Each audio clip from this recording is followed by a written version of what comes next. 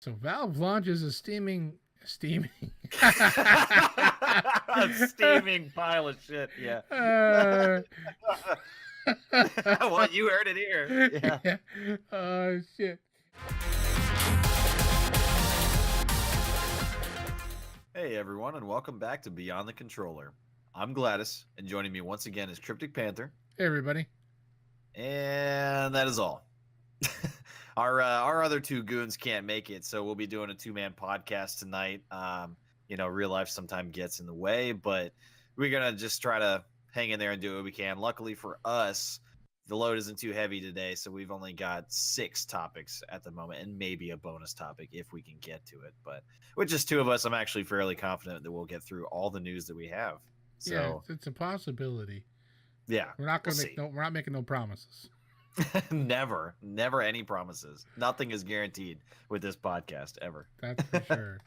All right, so we'll go ahead and start. I'll take the first topic here. So, Realm Royale, which for those of you that don't know, is another free-to-play battle royale game. It's class-based. It's like the fantasy version, I guess, of Fortnite. So it actually peaked and was getting a little bit of popularity. I know Uber was playing it for a while and still somewhat talks well about it.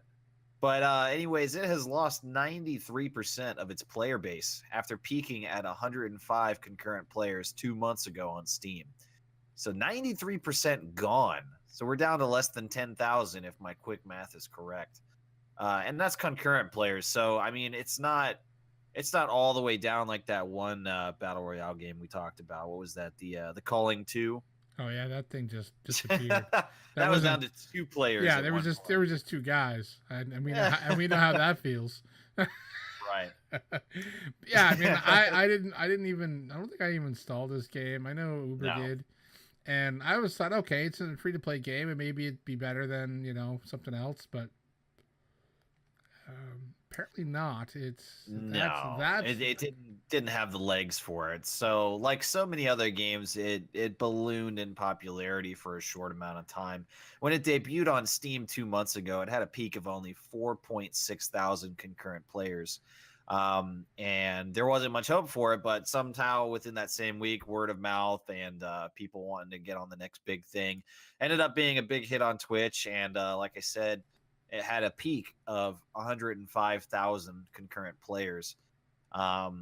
Some people were talking about maybe it was competition for PUBG and Fortnite, but no, it has since dropped off, and it's down to probably a real loyal fan base of players, but just not really enough to do anything, and absolutely in no way competition for Fortnite and PUBG. So for now not for even now close. at least. Yeah, no. Not Right. even the same universe. No. For now, at least, Fortnite and PUBG are still untouchable on top of the battle royale genre. Right.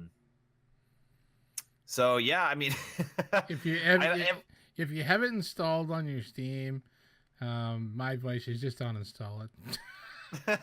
I mean, what's the point?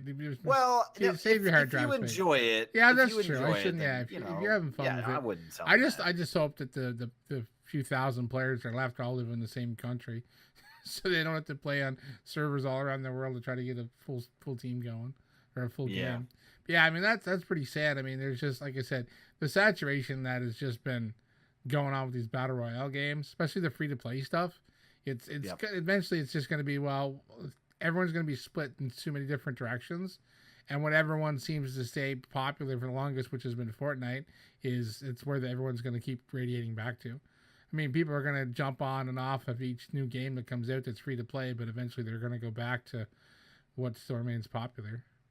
And unfortunately, and that's Fortnite. So kind of a tricky thing here that we're in now, as far as the gaming community and streaming and people watching these, because they watch what's popular most of the time, right? Unless you're absolutely like 110% dedicated to a single game, whether it's popular or not. Most people on Twitch seem to gravitate towards things that are popular. Yeah. So I mean, it's kind of a weird situation of, people play it to stream it, because it's popular to watch, but it's popular to watch because there's a bunch of people watching it, because there's a bunch of people playing it, and it's I don't know, it's just a weird little bubble that we're in right now. It's like the circle of life. I guess. Like it comes out, okay, you get the top of the circle, it comes out, it's free to play, or even if it's cheap, or the betas and alpha, it's all been passed around. So the game comes out, and then a few of the big streamers are like, well, hey, this game's out, let's try it. So they jump on it, and then if they start streaming it, then everyone starts watching it. They're like, oh, let's go play it, and then maybe I'll play against them or play with them. The idea that if they're playing it, I should play it. And then it's like, the Twitch streamers are like, well, this isn't that fun anymore, so they stop streaming it. And then everyone was like, well, if they're not streaming it, I'm not going to watch because no one's streaming it, especially if it's the popular streamers. And then, it just goes right back around. Then the next game that comes out is free, is back at the top of the circle, and it just follows that same rotation. It's like, it's popular, play it, they watch it, they play it, they watch it. No one watches it because they get bored of it, and everyone stops playing because no one's watching it. Then they're back to PUBG, Fortnite, or whatever the game. So that's exactly what it is, a circle of life. And I think we figured it out. And I think Circle of Twitch, a circle of Twitch. I think Cuisine Royale should have been the next hot button, man. That game was just too funny. It is funny, and they're still slowly releasing updates. I'm sure it's a weekend project. We're gonna have to jump back on, and we're gonna have to do another get 4 of us on there. We're gonna have to do like another game of the week with Cuisine. I think that's fine. Even if it's not a game of the week, if we just upload gameplay. One thing that we had talked about off podcast, I briefly brought up the idea of, just us playing together is such an enjoyable and fun and funny experience. We have such a great time as gamers playing together. We all mesh really well. So, I mean, even just if we upload without it being a series, random gameplay snaps from us, I think that'd be great. Yeah, I think we should back and revisit. I think other people should go back and revisit it too.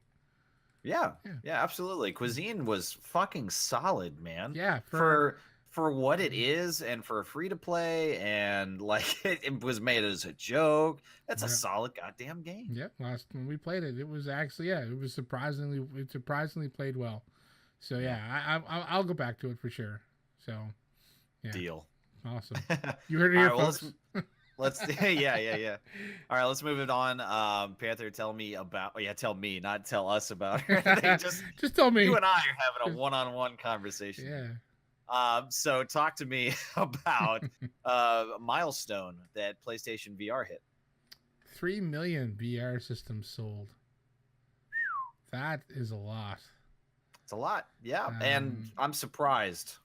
I know when it first launched, I was like, I never got to try it because the only place that had one of the demos was like a 90-minute round trip from my house, and was like, it might have been on a weekend, and I'm thinking, great. So that means everybody within, the whole island where I live, anybody that games that wants to play is going to be there. So you're not going to you'll be standing in line for hours on end to put on a headset that God knows who else had on their damn head and face. And then have to probably get like 2 minutes of gameplay before you're told to get off it. So I'm like, I didn't even bother. I was like, well, I'm just have to miss the train or wait until someone I actually know has one. And I actually got to play because Fatti actually has it. Nice. And he was over. He came over. It was around Christmas time. They were over, and I got to play it. And I tell you, it was disorienting at first. Standing up and playing it, like the roller coaster shooter one, you gotta get disoriented. And I mean, you're locked in that headset. It's quite a feeling. It's quite a thing. I understand why people fall the fuck down and shit because, man, you get engrossed. I walked almost like I banged into my TV because I was like trying to do something in there because you're moving around and you can't see the real world. It is pretty immersive. It's pretty cool. And I mean, I want one. I do and I don't. I do because it's pretty cool and I know I can use it because it doesn't give me motion sickness. It doesn't make me feel ill. I played it for quite a while, never had any side effects. And some of the games coming out are pretty cool. Some of the games that are already out are pretty cool. But with the PlayStation, there's no modding. There's no add-ons like that are aftermarket. Like it's the same kind of PC console problem that has plagued us for a long time. Is there's mods on console are very, very rare. I mean, I think Fallout has mods, I do believe. But that's about it. Like there's no really mods on console. Everything modded is on PC. So if you were to buy certain games, you might be limited to just whatever the developer wants to give you. Then if you have the same game on like Oculus or Vive or whatever, then you have options to install mods. So that's the thing that's keeping me away from it is, well, the price too. It's still pretty pricey. It is, yeah. But I mean, it's so much better than I thought it was going to be. I thought it was going to be pretty cheesy and pretty cheap. And I think it's sold a lot better than even Sony expected. Yeah, because I mean, the Move was their first foray into a different type of immersiveness with gaming. That interactive, to jump on the Wii bandwagon. Yeah. Xbox had their Kinect, and PlayStation, of course, had the Eye and the motion controllers and everything. And then PlayStation VR was their next big leap. But I don't like the thought of everything being on rails, which is pretty much what we're limited to now. Well, yeah, I mean, I don't know, like, I mean, the Elder Scrolls in VR, like that Skyrim in VR, I mean, you'd be able to move through the world in that. That's true. I haven't played but it. But I mean, how much does it degrade the experience though? Because it's got to come at a cost.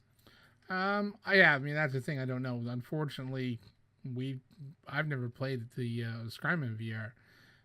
I played Rush of Blood, and I played a couple of the games off like there's a demo disc and stuff. Had a couple of games like Job Simulator, and I mean those games. Demo discs. I haven't heard that term in a long time. Holy shit! Yeah, it's the kind of what comes with it. A bunch of different, little demos and stuff like that.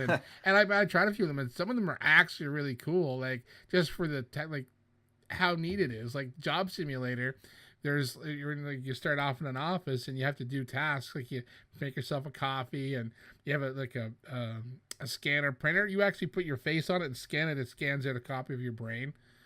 Like you can make copies of coffee mugs. You can make copies of your donuts. Like it is just the neat aspects of what you can do in the game. Like you can throw shit over the cubicles and hit other people that are in the office. And yeah, I mean you're stuck in the demo. At least you're in your cube. I don't think you can leave it. But, I mean, you can interact with so many different things, and it's such a different experience. I know I've watched some Resident Evil Biohazard gameplay, the standard edition versus some VR. I didn't watch a lot of it, and it still looked like pretty close to the same in VR. So, like I said, I've never played them, so I can't give an exact. I'd like to know someone's opinion on Skyrim on PS4 versus Skyrim on VR. I would love to hear someone's opinion on that. That new Creed game looks pretty damn cool. A boxing game that's coming out in September for the PSVR, where you actually is actually virtual reality boxing. Yeah, that does sound awesome. There is some gameplay online if I can find a link. So I know there was a little bit from the E3 game floor this year. So if I can find a video or two, I might try to chuck them in the description for anybody. But I mean, I don't think even Sony thought the numbers of the VR would be this high. And I figure when the next iteration of PlayStation comes out, there's going to be a new iteration of VR. Well, I mean, I hope that it's just worth it because I just want some type of like actual VR simulator to where like, I don't know. I want it to be fully decked out, like I want us to get like on some type of round treadmill to where we could walk in any direction. That'd be cool. It would just allow me to move, if I could do that, if it came with like a 4x4 square that would move with you, that I could actually get some motion on and everything, like that would be just so fucking rad. It'd be so hard. It'd be so hard for an in-home setup like that though. I mean, yeah, you'd have to dedicate some space to it, but could you imagine? There's actually some that are made like that. Some development studios and stuff have actual setups where you're on like a treadmill like type system, and it's pretty cool what they've done with VR. And I mean, not just at PS3 on PlayStation, but everyone that works in VR. There's some pretty cool shit. And I mean, like some of the bar fight game. I know Fatti's got some videos on his channel. It's a workout. I mean, you could actually like play it consistently, and that it could be your workout regimen.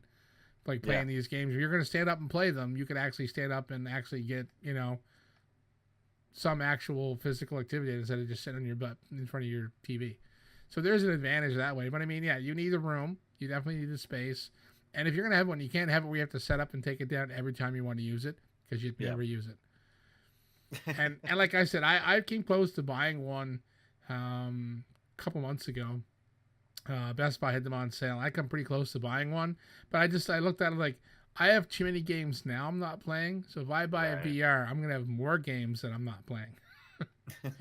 But yeah, I mean, I want to get on the VR bandwagon, but it's so expensive. But man, a big props to Sony for doing what they've done with this and the way they've marketed and the developers that have made the games that actually made good games in VR. I mean, you could go online and you could find lots of people playing VR games. There's a lot of streamers that play VR games, so it's popular. A lot of them are on PC. I don't know how many people are PlayStation VR streamers, but yeah, I want one. I do. It's on my list. Well, maybe with them, hitting this milestone, we might see some type of anniversary edition the next time that comes up, or some type of sale or something to put a little more oomph into their sales. I don't know. We'll see. But I'm surprised as well, because for me, VR is still too much of a gimmick. It's not like a true VR. If you ever get the chance to try it out, I mean, I can't say anything about using the Vive or an Oculus because I've never used one.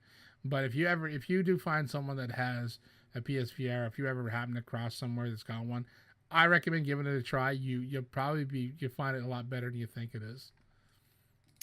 But the games, that's what I'm talking about. Yeah, that's what I'm saying. Well, I mean, there's like the demos and there's the weird little games and the one-offs and stuff. But there's actual, I think, potential for some pretty awesome games to actually be on VR. So, like I said, and down the road, maybe they'll make a better headset and a better setup and a more powerful system when the PlayStation 5 comes out, and it'll be a direct competitor for like the Vive, because right now the Vive I think is where to be on PC. So, yeah, I don't know. I'd be curious to see. We didn't have the foresight to look it up beforehand, but I'd like to see the sales numbers for Oculus and Vive versus PSVR. Yeah, I don't know. Would have been a good idea. Never thought of that. Yeah, it would have been a good idea just to see, because I'm curious, because those are more expensive, right? Yeah, they are not cheap. Yeah, so I don't know. I'm curious. If you want to look that up while I'm moving on to the next that's topic. What I'm doing. There we go. Okay, so I'll go ahead and start here. So there is a new survival co-op game called Generation Zero, and they just released a gameplay trailer 2 days ago as of this recording. This is done by Avalanche Studios, and it's basically, I guess, like men versus machines. For some reason, it's set in Sweden in 1989, so it's up to 4 players in co-op exploring the countryside as they attempt to survive against roving bands of robotic enemies. Beyond that basic outline, little else is known about the game. The video that they released is about 3.5 minutes of in-game footage, and we don't really know too much else about it. It's a co-op survival. I mean, it's supposed to be some type of open world, but yeah, that's really it. It's supposed to have changeable weather, simulated seasons, that affects gameplay for the players and the robots, and that's about all we know so far. But I'm down for any game that has an emphasis on co-op. It's a survival game, which is usually pretty intense. And what a strange setting. Sweden in 1989. I know, that's the intriguing, because I mean, really, is there that many automatic weapons in Sweden in 1989? I mean, is there many weapons in Sweden? I mean, I don't know. It's such idea. I mean, they do have a military. I mean, they do have a military. But I'm just saying, yeah. I mean, like whenever the survival, the post-apocalyptic stuff set in America. I mean, every house has like 32 guns in the basement, right? Isn't that law? Because that's America, yeah. But I mean, yeah, that's the thing. So I definitely, whenever I've seen this and they're talking Sweden in like '89, I'm thinking, what? So this is like an alternate, past type deal, because there's robots and machines. So yeah, I'm interested in this game because it came out of left field. Like I'm like, there's a co-op survival game set in Sweden in 1989. And I mean, it doesn't look that bad. Yeah. It actually looks like it's gonna be decent, and I'm definitely gonna keep an eye on this just for that reason, just because, a co-op survival game. I love co-op games. There's not enough Yeah. of them. There's not enough of them. Yeah. One thing that's cool about this that they pointed out is they explain that the machines are persistently simulated. So what that means is that if you engage in a battle that ends with either side running away and retreating, you can re-encounter the same opponents hours or even days later, and they will, quote, bear the scars of that previous encounter. So the robots they have a modular damage system. So that means that individual armor parts and components can be targeted and destroyed. So say, you knock a leg off or shoulder armor or something off of a particular robot, but he's too much for you to handle right there. You might find him days later and he'll still have those pieces missing, kind of a battle scarred version that you'd have to fight again. That is pretty cool. That is awesome, because it definitely would make for like a pretty immersive, game. It's the fact that I fought this big robot and I shot like his hand or arm off, and then he retreats or you retreat, and then all of a sudden you're scoping out the same area a couple of days later, and then all of a sudden he comes out of the woods and he's got like the same dude with his arm or hand or something missing. Be like, I remember you, motherfucker. Yeah. So what that kind of reminds me of is the best aspect of the Mordor games, Shadow of Mordor and Shadow of War, with that nemesis system, because it gives you a story to each kind of enemy, especially if you don't finish them off right there. It gives a lot more, I think, personality and individualism to the enemies that you could possibly encounter and fight. And if it's hard enough and we have to retreat from as a group, I think that'd be really, really fucking immersive. Yeah. And then to fight a battle and have some of them escape and then come back with different friends and like we recognize them. That'd be cool. Yeah, I wonder how far how actual far that goes. I mean, could you like shoot the two legs off like a two-legged robot and have him just crawl away in his arm, and then just kind of follow him around for a while, like as he drags himself away? Like how I wonder how immersive. Do they take, once they say two limbs are off, the machine is too damaged to even continue and it just dies? Or I'd be really interested to see what level of damage they can take, and then when you come back, like, are they still, shoot his two legs off, you can drag himself away, and then you could just come back and just find him slowly dragging himself through the woods the next day and just, kind of torture him a little bit, like, right. I mean, you can get a little sadistic, but I mean, like I said, I'm all up for checking this game out when it comes out. I hope there's a beta or something. Yeah, I'm looking at the gameplay trailer now. I've got it on mute, but I'm watching some of it. And so they vary greatly in size, the different machines. Yeah. There's like little drones. There's a big mech-looking thing. Yeah. And I think that's going to be, probably the boss type encounters. Like, it looks pretty large. But yeah, the game doesn't look half bad. It looks like it's on a little bit of an older engine. Kind of looks like DayZ. But yeah, if it plays solid, it plays smooth, and if it's as impressive as it sounds like it could be, then we might be in for a treat. We might have a new game of the week when that comes around. Yeah, I mean, like I said, I'm definitely interested. We got like a little snippet of it E3, and I'm glad we got some more information. It was like under my radar completely. I almost kind of forgot about it, and I seen this thing. It was like Generation Zero. Why does that sound so much familiar? And I'm like, oh yeah, Sweden '89. I remember it now. Yeah, what the fuck was that all about? Yeah. So I did do a quick Google search there when you started this story, and this isn't completely up to date because the numbers aren't 100%, but it showed it is in 2018. This would be the first of the year, I take it. I don't think there's a date on this statistics page. I'm trying to find the date. It says Sony's got 2 million, Oculus is 0.9, HTC 0.6, Microsoft 0.15, and others at 1. The others would be like the ones where you put your phone in them and stuff, I guess. The Google one and So those are the numbers. I didn't think Oculus was that. I thought HTC was higher up than that. Sony's been leading the charge. PSVR has been leading the. Wow. Yeah. Well, it's the price, right? I mean, and there's 70 million consoles. That's right. And I mean, it's like $300 and $400 for the whole setup versus $600 to $800 for Vive and HTC. So it's like close to half price. in some, well, it depends on where you live. Exchange rates, etc., etc., will vary. But yeah, so it's anywhere from, you know, $200 or $300 cheaper to get into VR. So it definitely, the price point helps sell 3 million units. Wow. You know, I did not anticipate actually Sony being on the forefront there, because I thought like someone like me with kind of a low opinion of VR, actually, if I was going to do it, I would want to invest in the best version of it. Like I said, you know, if I'm going to do VR and I wanted to really get that experience, I wouldn't buy, you know, the cheapest version. I would go ahead and, you know, I'd buy the 4x4 pad and like the sex swing that comes with it so I could run.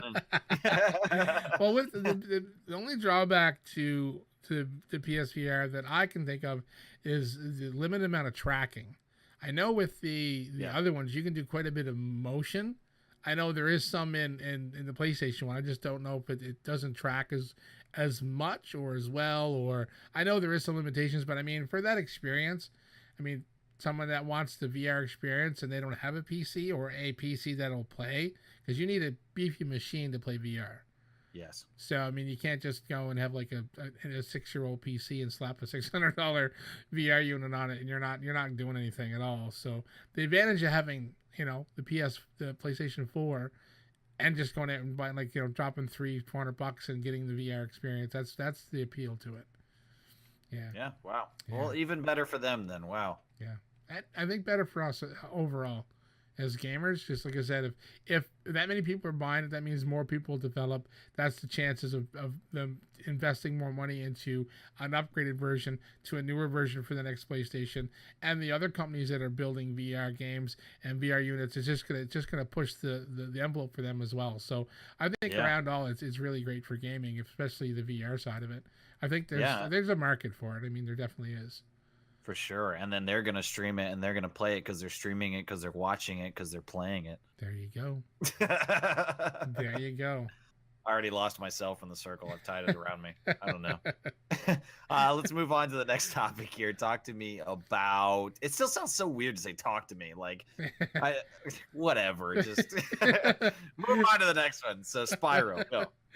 Spyro Reignited trilogy release date delayed till November. Delayed. Well, like we've talked about delays, and I'd prefer a game to be delayed than come out broken. You know, that's that's the thing. I mean, they announce games kind of early. You know, we get games that are announced 3, sometimes 4 years early, man. Like, Jesus, they I know they got to keep the, you know, the fans just, you know, anticipating new games all the time. It's, you know, they have to do that. You can't just be silent. But man, the amount of games that get announced and then get delayed and then get delayed. This game was pretty close to launch. Yeah. So the weird thing for me is that it's fucking Spyro. Yeah. You know, like, if there was a game that was going to be delayed, you know, usually it's a big name. It's, you know, delayed for development reasons. It needs more time, more polish, whatever. But a remastered game from the 90s, or several games, because it's a trilogy. I don't see this being so much work that they didn't have a team that could handle redoing Spyro. Like, what? Well, it's I've never played the originals, but I've seen comparisons between the original and the new, and I mean, it's a big difference. It's basically, yeah. I mean, like, I never played the original, and I was like, okay, what is Spyro all about? I'd missed the train out when it came out, and it's like an action. It's not really an action adventure, but it's like an adventure, you know, you know, platforming adventure action type of game or whatever. I'm like, I like those games. I'm interested in it, and like I said, I mean, I think I have it pre-ordered. I was on the E3 sale. It was cheap. I pre-ordered it cheap, and I was like, well, it comes out, I'll play it. I mean, it's a game, man, and I mean, why not? I mean, don't get me wrong. It was a good set of games. I really enjoed Spyro. A lot of people are like excited for it. So I'm like, well, you know, hell, I'll get on the bandwagon and I'll give it a go. Why not? So it's I'm trying to see if it says where the original release date was. Spyro fans will have to wait a few more weeks than originally planned to play Toys for Bob's reimagined take on the first 3 Spyro adventures. It's coming out in November. Do I have an exact date now? This article November 13th. Yeah, it's all over the place. No, I see it. The original collection was scheduled for a September 11th release. That's it. Yeah, there we go. There you go. Yeah. Yeah, the trilogy collection was scheduled for 21st, September 21st release. Yeah, there it is. Okay. Oh, 21st. Yeah, Yeah, sorry. there it is. My bad. Yeah. So it says Activision also released a statement about the delay, citing the need for additional polish in all three games, so the trilogy not only lives up to fans' expectation, but their own incredibly high standards. So one of the controversies kind of around this was that the first game is on the disc, but not the second two. So okay, how it was? Yeah, this I don't know where this came about, but it was. It says the Spiral fans deserve the best game possible, so we decided to take some extra time to polish all three games and deliver the definitive Spiral collection. Our new launch date is November 13th. And it says fans who recently discovered the second and third games of the trilogy will require a download of some kind to play. IGN has confirmed the trilogy will require a day one patch to download. However, the exact nature of what the download includes at this time is unknown. And it said it was first discovered weeks ago. Activision referred to the practices of there being a download after purchase as quite common practice. And it is.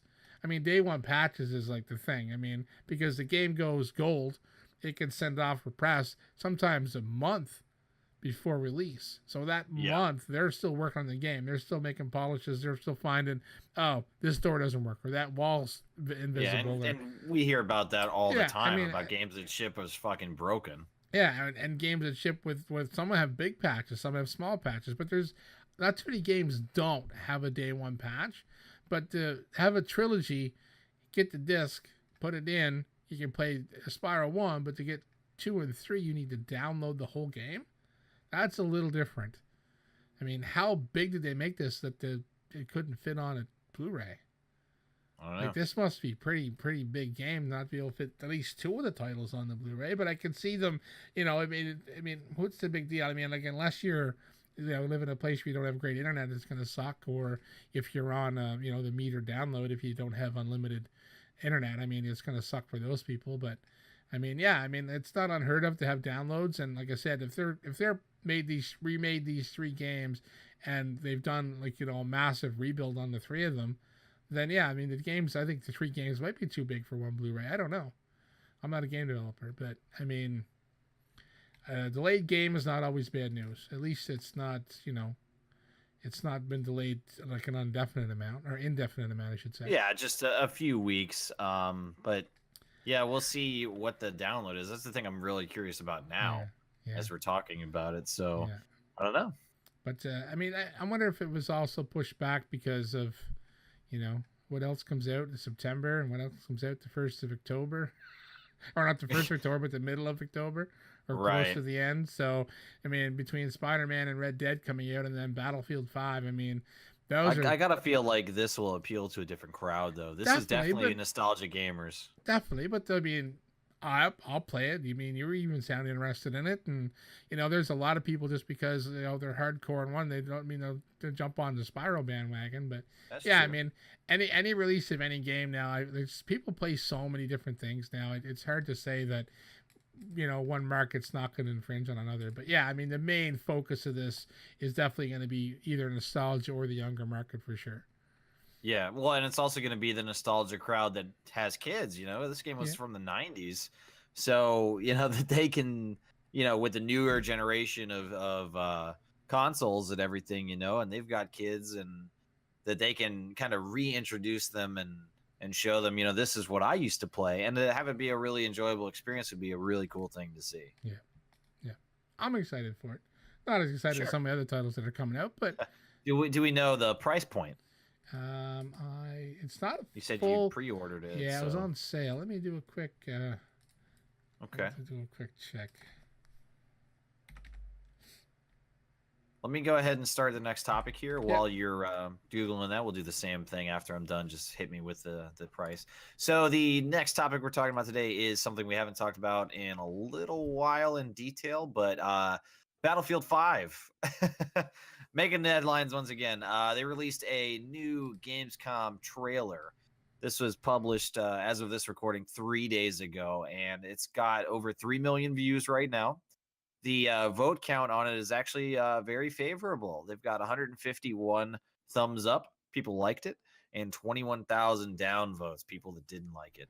So pretty flip-flop ratio from the first announcement trailer that everyone really seemed to hate on, and it got more negative than positive, if I remember correctly. So they kind of released what Panther and I both really agree on, that this should have been the actual release trailer. This should have been the first footage that we have seen.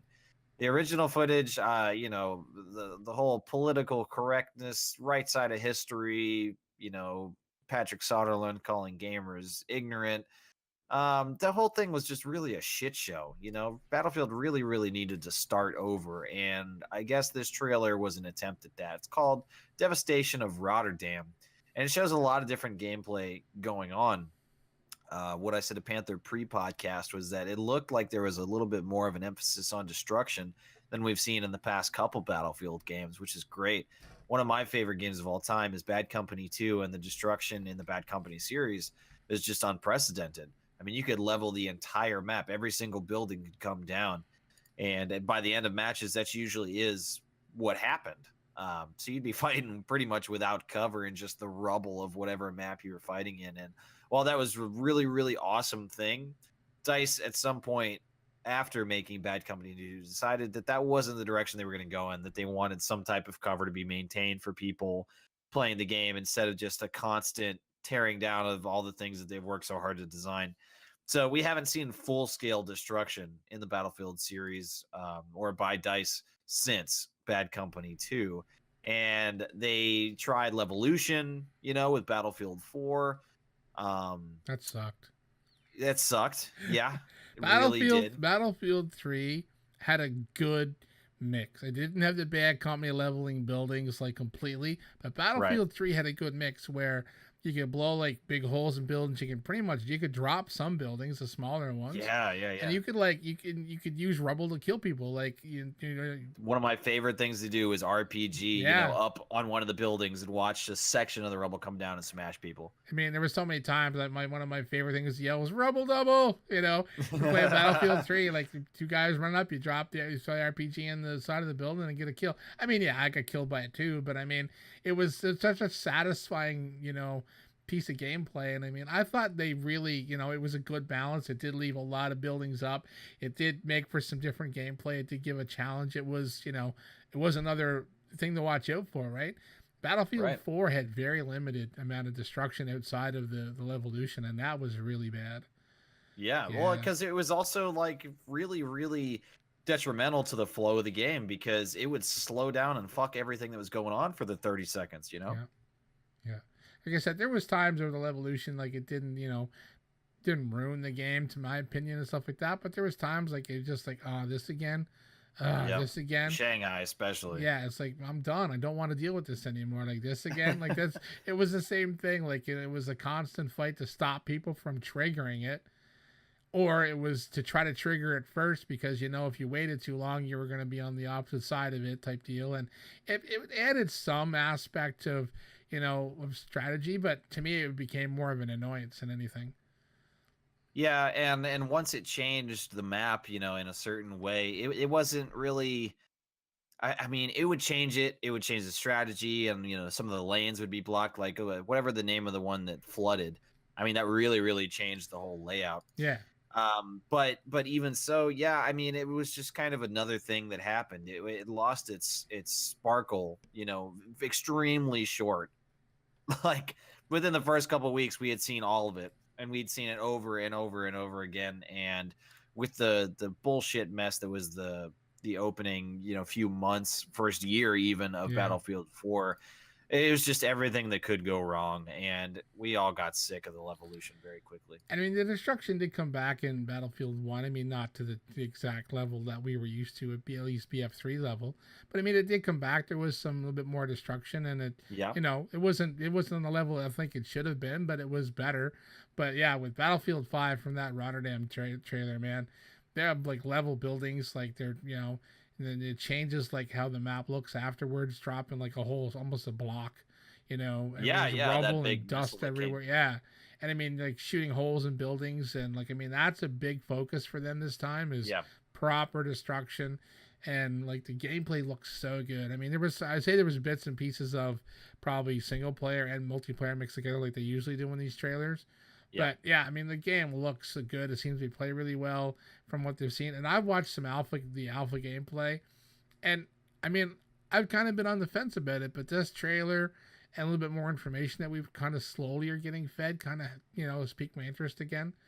And we do have to mention the end of that trailer. Yes, we do. The tease. The beginning of Battle Royale, Battlefield Royale. Yeah, I mean, there's not much that we know about it yet, but the final what is it? 20 seconds or so.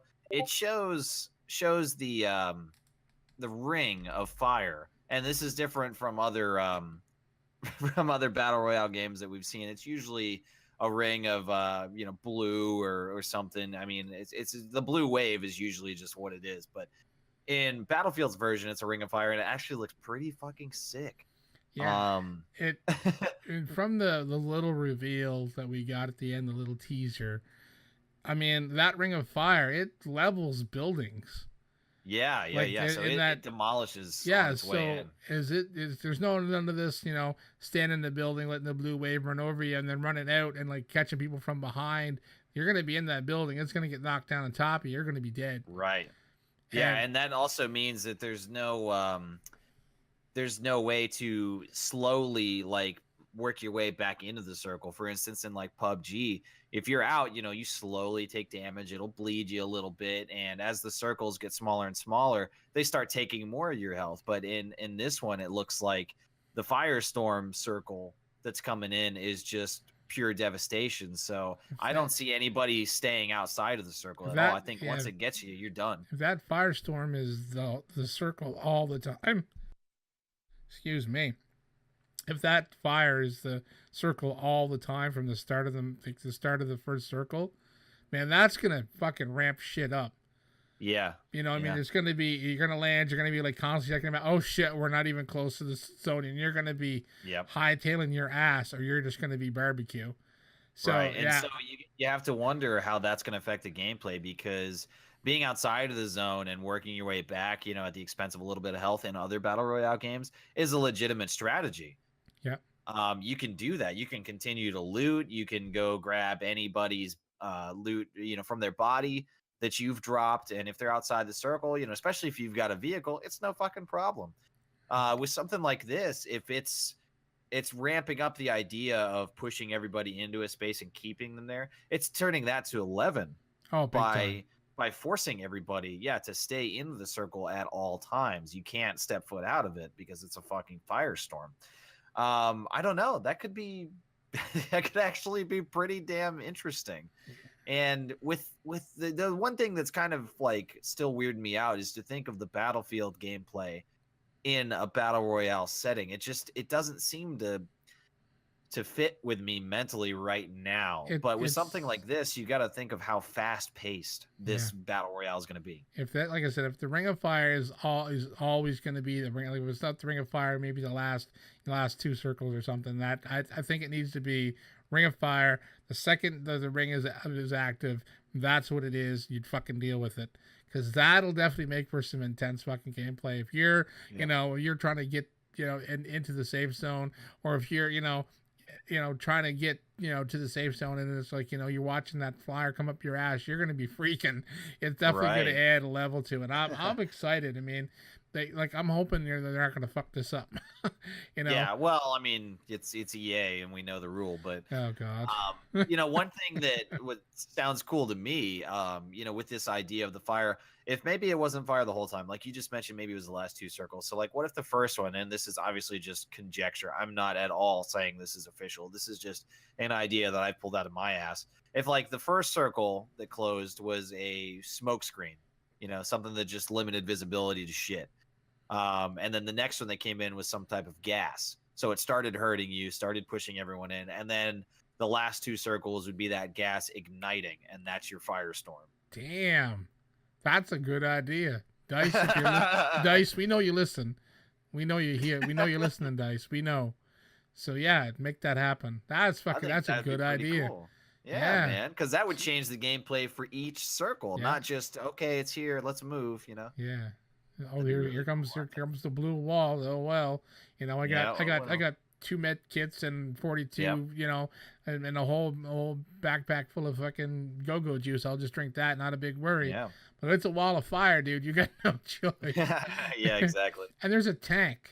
I wonder how that's gonna. Vehicles. Yeah, I wonder how that's gonna work out. I mean, is there gonna be other vehicles, or just gonna be like one tank randomly a spawn on the map somewhere? I imagine there's probably going to be several, but you also have to think of the player counts as well, because one thing that's really, really different for the Battlefield Royale is going to be the lower player count, because it's at max 64 on console, right? So as far as I know, yeah, so if we've got already almost half of what regular Battle Royale games like on PC play with, you have to think that there can't be such an abundance of vehicles that you could go on a spree and kill 10 or 12 people, right?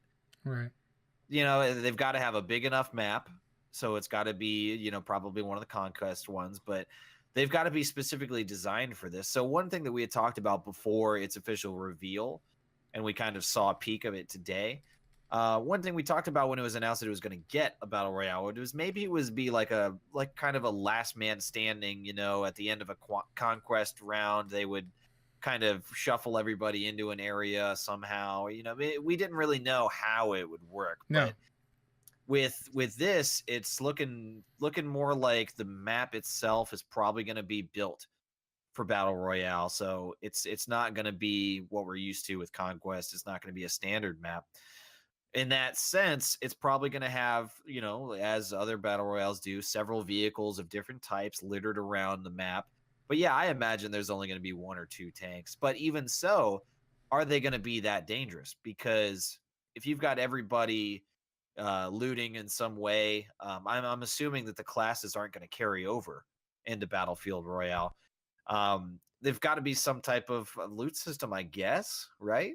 I mean, again, conjecture. We don't know for sure. I mean, there's gonna have to be something. I mean, that's the whole battle royale deal, right? Like you land in with absolutely nothing, and you got to find something to fight with, and that's kind of the whole battle royale theme, right? So they definitely can't change that. You couldn't jump in with a full load of ammo and an LMG and a sidearm and a pack of C4, because then it's not really battle royale. It's just like a last man. It's a death match again. So after seeing this trailer, I'm excited for the game, and I'm excited for their spin on the battle royale. Surprisingly.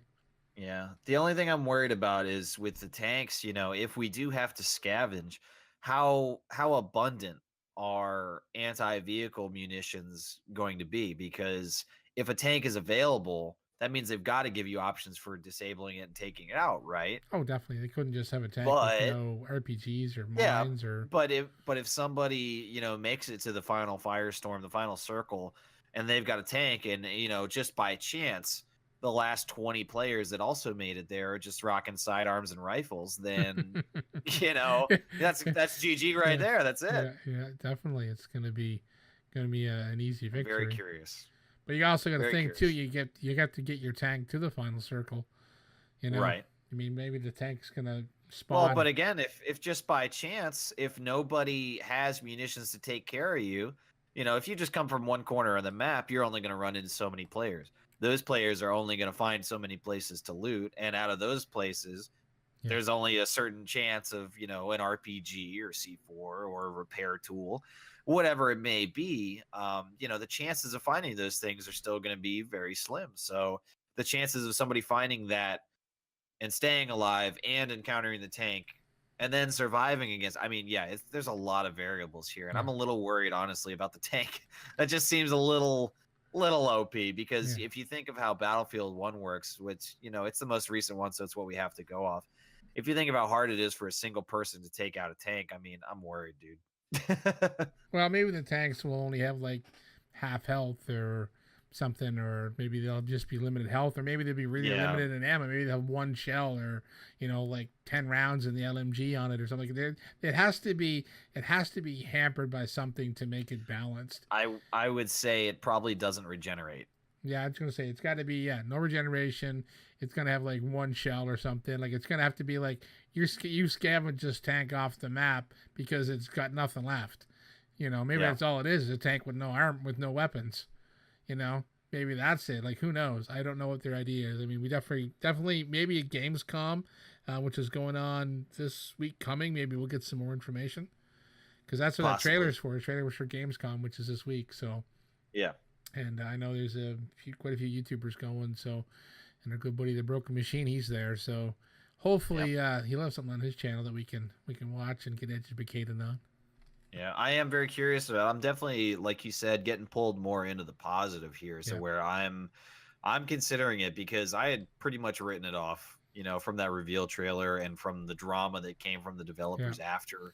Yeah. I mean, calling people ignorant because we pointed out that there wasn't, handicapped women on the front lines. Everyone went the wrong way with that. They didn't explain it correctly, is that they're showing off customization options, and that's so you can make your character look the way you want to make the character look. So if you want to have a character that looks like he's actually in World War II, you can do that.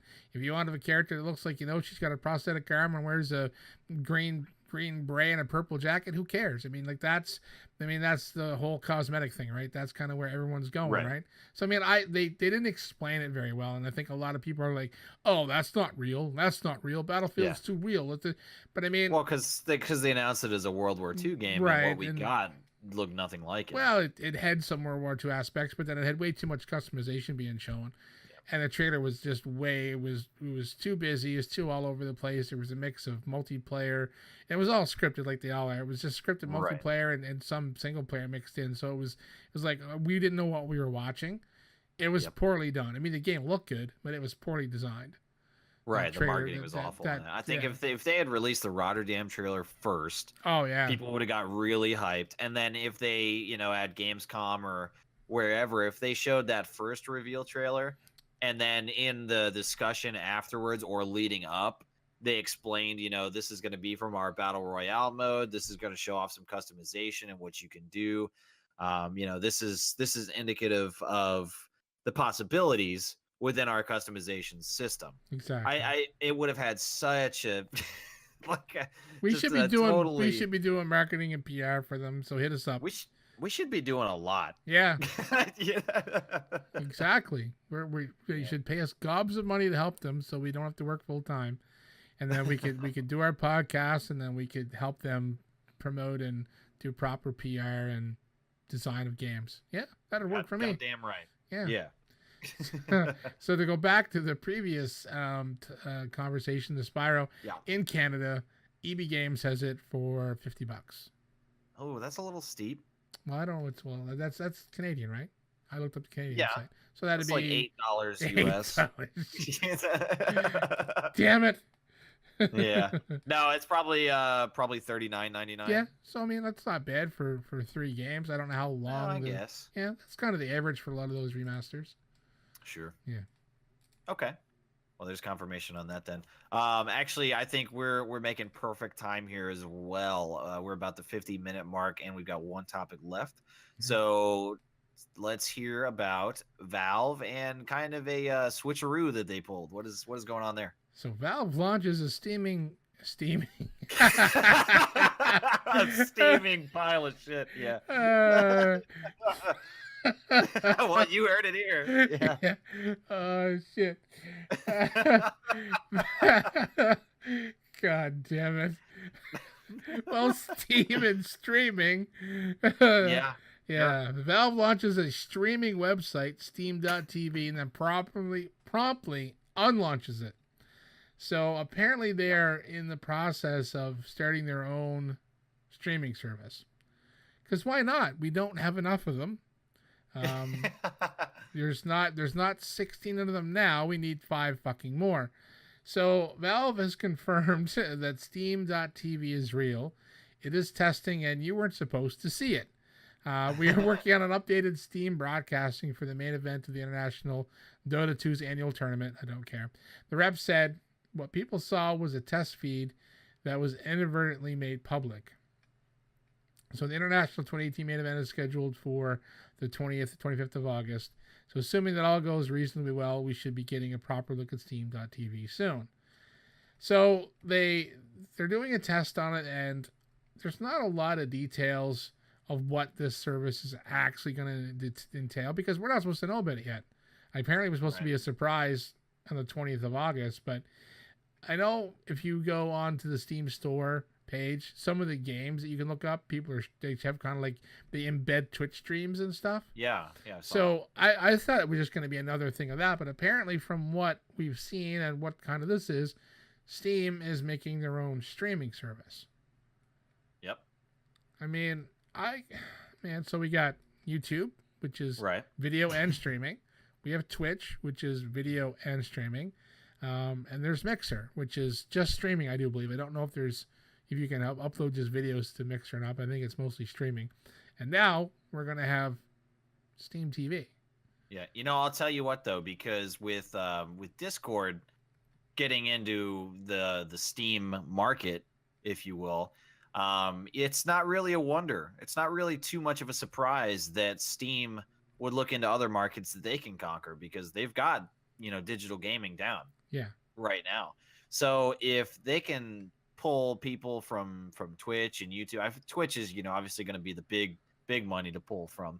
But you know what? If it's more fucking convenient for me to not launch, Streamlabs or OBS or whatever and get up on Twitch or whatever, if I just load Steam and I load into a game, and I can shift tab and say start stream, and then like the chat appears, like, if I get a message on Steam while I'm playing a game, if the chat pops up like that I can respond to in real time during my game or whatever, that sounds so much more fucking convenient. Yeah. Oh, for sure. I mean, I'm not saying that they're not going to do it right. I mean, we don't even know. I mean, they're saying, the speculation is it's going to be similar to a Twitch-like experience for viewers, but we don't know how far Valve plans to take it. That's what they say right in the thing. And it could be limited to just Dota 2 streams. We don't know. It could be, I can't see it. I mean, that's a pretty huge game, but yeah, I can't see it. Maybe they're going to use it for special events, or maybe they're going to have more special events. Who knows? But like I said, do we really need another streaming service? Especially, as a blanket statement, I wouldn't say we need another one, but could it be more convenient? Yeah. Oh, yeah. I mean, if they definitely give you those options just to stream right from, like, basically the Steam interface, like, shift tab, instead of invite a friend, you can press on stream, and it just starts live streaming right to Steam, and and then anyone that wants to watch it, either there's a link. I don't know if you can, as long as they can link it to Twitter, where you can tweet out those links when you go live, and then somebody could just go, oh yeah, I'll look at my friends list. Oh, Baker's streaming. I can just click on your name, boom, and get drug right into your stream without having to go to Twitch or YouTube and log in. Let me get another idea going in your head here, and you tell me if this is as solid as my Battlefield Royale idea. So what I'm envisioning, just from hearing about this for the first time right now, is, like I said, you shift tab and you start streaming, whatever. The chat pops up on your screen like a message does. So it doesn't, take up your screen. You could still play in full screen, and that's fine. Obviously, you'd have to do some pre-settings, if you got a webcam going up, or if you want to have it automatically stream with anything in particular, or if you want to mirror it somewhere, maybe it does that, but I doubt it. But what I'm thinking is that they're going to add a new feature to your Steam friends list. Instead of having just friends, they're going to add fans. And so people can follow you without being friends with you, because you want to keep your shit private and you only play with certain people or whatever. You don't want to get bombarded with messages all the time. But if they have fans that you can follow, or like you can follow people as a fan or whatever, you can get a pop-up message, just like you received a message, but it'll say so and so just went live, because you're following them. Then they click that, and boom, they're on your Steam page, they're watching you. It gives them a little Steam marketplace thing to buy this game, whatever. So they in-game market in the same page right there. I think that's probably where it's headed. Well, there you go, Steam. Hit us up. We're gonna be working for everybody pretty soon. I've got all the ideas. We're gonna be too busy Too busy to do a podcast. what we'll do is we'll get too busy doing everything else, and we'll hire people to take over the podcast. Yeah. Yeah, that's what we'll do. Yeah, and then they won't show up either. Yeah. But yeah, I think that's probably where it's going, because I can't imagine them doing it half-ass.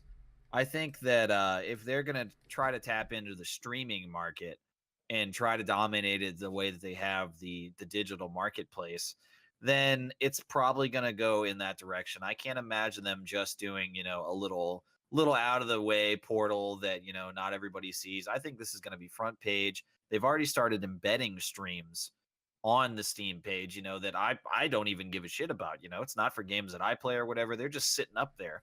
Yep. And so that leads me to think that we're getting the slow drip of changes coming. And yeah, they're going to have some type of follow system if they're going to really go through with it. So that's just my guess, is that you're going to be able to be a fan or a follower of somebody, whatever they want to call it, and it's going to work separately from being friends with somebody, but it'll be in the same list, so where I could open up my friends list on Steam and then click over to the followers tab, and it'll show me a list of everybody or whatever. I can make probably announcements on my page. I think our community profiles page is going to be a lot more fleshed out once they start this. So everyone has their own name for their fans, right? Yeah. YouTube calls them subscribers. Yeah. Twitch calls them followers and subscribers, but they're followers, really. Yeah. I don't know what Mixer calls them. They probably don't have any. But but heroic warriors. Yeah. Solitary. The heroes. mixers. The mixies. They're my mixies. Fuck. But yeah, I mean, I like that, calling them fans. That is a good term to use, man. Yeah. That sums it up. Yeah. I like that. I mean, if they can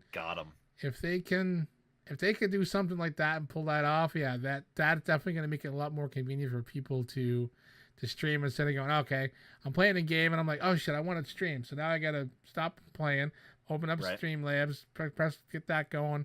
Yeah, I mean, you have all your presets, or even if you use OBS or whatever you use, you have everything preset. But yeah, you have to open another application to start it. And then, then if you're doing Twitch, you have to make sure you have your Twitch page open so you can get your comments.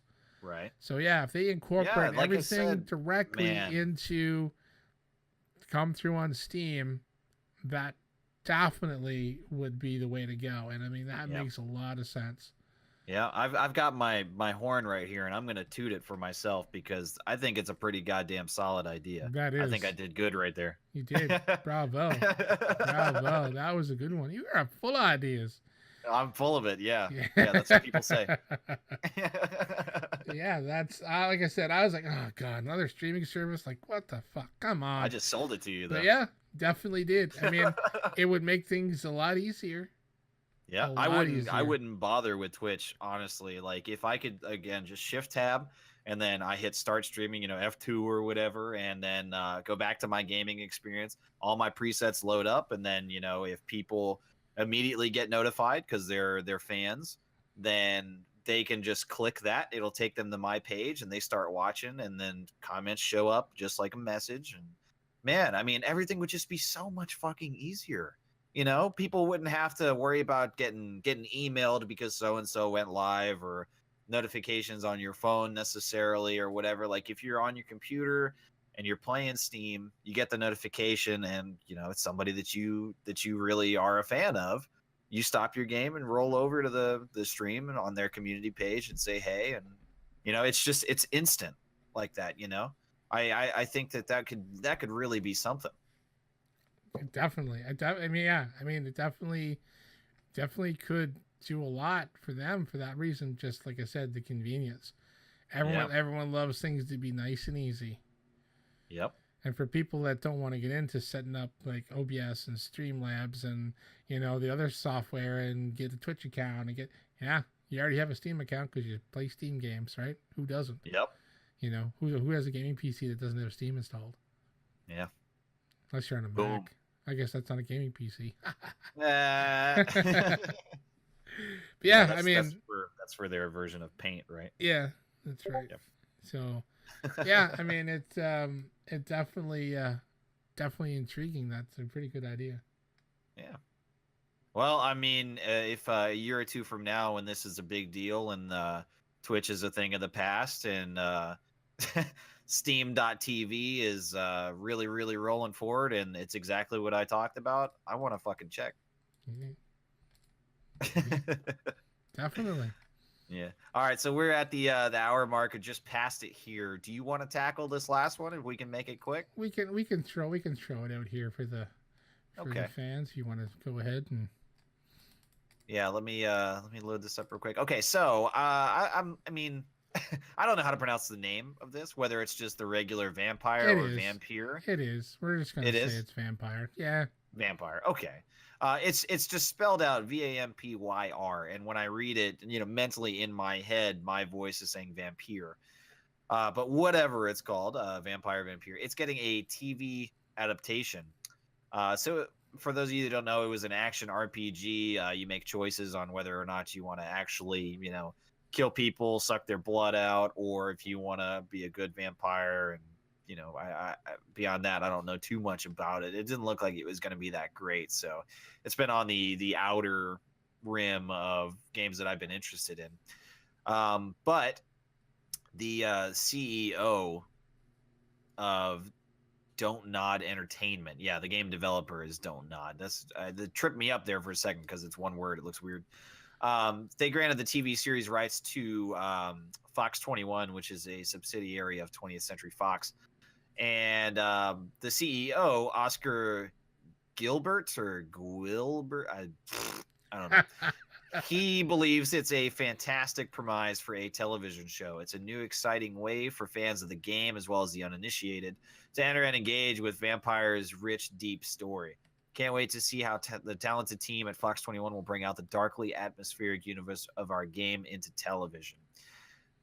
So yeah, I mean, I'll probably give it a watch. I'm much more excited for the Witcher TV show, and I'll be very curious about the Halo TV show, which we've been talking about quite a bit over the past couple podcasts. Yeah, me too. I mean, I took a look at this game. I didn't buy it. I took a look at it, just some people playing it and stuff. I mean, it's kind of a story driven. It's not bad. I mean, it's a dark, it's a vampire. You play as a damn vampire, so I mean, it's definitely going to be a dark type game. So, sure. They sold 450,000 copies in a month. Yeah. So I mean, it's successful. Yeah, for sure. So I mean, and a lot of people have been interested in this game since they announced it, just because you get to play as the vampire. I'm definitely interested in seeing what they could do for a TV show. I mean, we don't have a vampire TV show right now, so. Well, I mean, the last ones that I could think of is, I watched True Blood for most of it. I kind of stopped because the writing went to shit. Yeah. But there was another one. What's the real emo version with all the other fantasy creatures? It's TV show. Yeah, TV show. No, it's not Grim. We have someone in our Discord. If you hear that pop noise, doing work is creeping. Yeah, he's creeping in our Discord. Supernatural? No, not Supernatural. No. There's one of them is the originals, but that's a spinoff, I think. Yeah. What's the? I have no idea. I don't watch a lot. Vampire Diaries. That's the one. My fiance comes in. There you go. That's the one. There you go. Yeah. So, yeah. I never watched any of those. I shouldn't say I never watched any of those. I never watched Grimm. I never watched Supernatural or Vampire Diaries. I did watch True Blood though. I did like it. I mean, yeah, I know what you mean by the writing with the shit, but I was in that fire. I finished the series, but I mean, yeah, I mean, I'd be interested in seeing and if they can actually do a full on proper, it's not going to be HBO. That's going to be the only problem. It's not going to be that gritty, right. But I mean, it don't have to be blood and gore every 10 seconds to make it interesting. So, you can still get away with a lot on cable TV. I mean, one of my favorite show of all time, Hannibal, was extremely graphic and gory in some of those episodes, and that's on regular TV, dude. That was on NBC. Yeah. So yeah, I mean, we'll be looking forward to more information on this. I think I'm more likely to check out this show than probably or I mean, I'm more inclined to check out the show than to play the game. Oh, And me too. Yeah. I'm not really sure why, but yeah, the game just didn't really seem too interesting. It didn't pique my interest overall. Like I said, I watched a little bit of gameplay. I never really went back and like watched any playthroughs completely because it just kind of was like, all right, it doesn't look too bad. It looks all right, but I just too many other things, man. Yeah. Too many pokers in the fire. Is that what you say? Maybe. Between what I watch and on YouTube to what I do in gaming and some of the TV shows I watch like Netflix and Amazon and stuff like that. Like it's like, man, I don't have time to start playing more games. I have games that I still don't play. Yeah. I'm a collector now. That's kind of what I am. I'm just a collector. But yeah, I mean, like, it's kind of interesting now to see. There's always the video game to movie thing. Now it seems to be video game to TV push. So Well, and I think that platform works better because games are built to be many hours, especially the really story driven ones that would translate over well to a movie or a series. The story driven ones are usually what would work better. We've seen plenty of action games adapted, and most of those are garbage. yeah. Oh well, except for Uber's favorite Rampage. Yeah, Rampage. That's true. Yeah, he Yeah, loved he that. loved He Rampage. loved it. He bought the Blu-ray. But yeah, if you want to adapt a story driven game, then you would need to do it in a longer form of storytelling. So Yeah. you'd have to have a series, and like they're doing with The Witcher. I'm super super super excited to see what goes on with that. I can't wait for The Witcher. Yeah, I'm interested in seeing like what they do with all the games they're trying to make into TV shows because that's the thing. Like I mean, some of those universes are just so cool, and the ability to tell the stories on the small screen over seasons it just to me, like you said, would work a lot better than trying to jam a whole video game into a 2 hour movie. Yeah, it just doesn't work. I mean, then you got to pick the movie, and you got to break it into like two or three parts, and then it just becomes like a massive, expensive undertaking that just is going to fail. Yeah, and especially for the budget too. If you've Yeah, got a movie that is pretty big budget, you're talking about hundreds of millions of dollars exactly. Nowadays, versus, if you watch a TV series, very high production value. I mean, all like pretty much record breaking would be what, 10 million an episode? oh yeah, that's And you do 10 episodes in a season, and that's a solid 100 million right there, but that's still less than a movie. oh yeah, and I mean like you get small screen stars probably at a lot cheaper budget as well. Yep.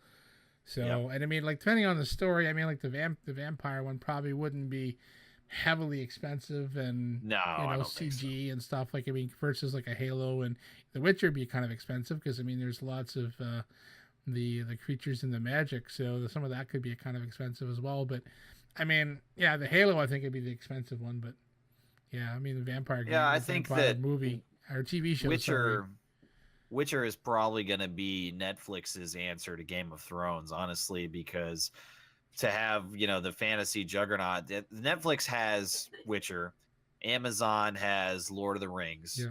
and HBO has Game of Thrones. So I don't think there's much room in the fantasy genre for another, huge, huge series beyond that. So I think Witcher is going to be all or nothing for Netflix as far as game adaptation and just the fantasy genre in general. Yeah. But like I said, I'm excited now. Everything seems to be changing up now. Like I said, everything was once games to movies. Now it's games to TV, and it Yep. seems to be pretty popular, and people seem to be excited. So, I'm stoked. Yeah. Yeah, I'm excited for just about any news that we get in that direction, any adaptations. It's just another way, Yep. because it doesn't take away what's already been done. It's like the more movies or more shows that are made or whatever, we've still got the original product in this case. We can always go back and replay the game. Yep. And even if we don't like it, that's okay because it didn't ruin what came before. No. And just because Dornwick kept pestering us in the chat, he said, "Would you watch a Destiny TV series?" And then he said, "Laugh my ass off." I probably would try it. I can say pretty confidently I would try it. I didn't care for the game, but the type of space adventure with a party of people, I could get behind that idea. much more easily than the game. Yeah, I think the game just wasn't for me. I think it could translate to an interesting show if they've done it right, to the right cast of characters and stuff, and actually it's some good writers. I mean, yeah, space adventure, action adventure would be there's nothing out there right now at all like that. So, yeah. So well, Halo's coming, but I mean, there's that's it. I mean, there's nothing else. So I definitely wouldn't. I don't think hate it. Yeah. All right. Well. Yeah, he says The Expanse, but yeah, we need to quit commenting on his comments. Yeah, we do. We got to kick him out, I think. All right. Well, we're actually we're out of everything here. We covered everything and the bonus topic. Yeah. So we done good. Hell yeah. So that's going to do it here. Of course, everything that we've talked about, it will be linked in the description of the video here. For you guys on SoundCloud, you can follow us on YouTube. The Beyond the Controller page is there. Also on our Twitter accounts, everything will be listed. And of course, once again, from myself and now Panther being the only two surviving members this episode, thank you guys so much for listening, and we will see you next time.